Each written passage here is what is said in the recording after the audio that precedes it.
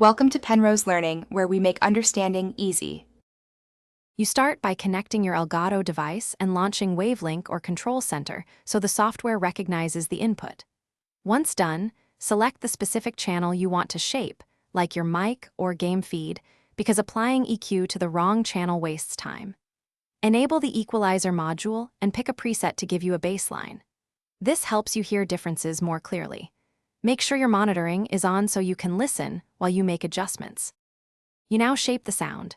Start with low, mid, and high bands and make small moves like 1 to 3 decibels so changes stay natural.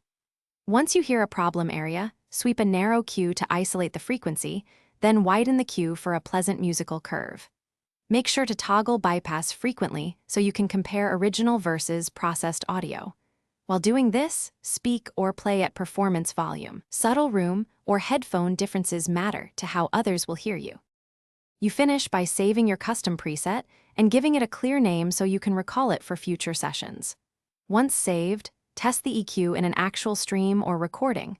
Listen for clipping or pumping and adjust gain staging accordingly. If unexpected artifacts occur, reset the equalizer to default and recheck hardware routing and sample rates because mismatched rates cause glitches. If nothing fixes it, restart the software with the device, unplugged, then reconnect to clear. Thanks for watching. If this was helpful, leave a like and consider subscribing. See you next time.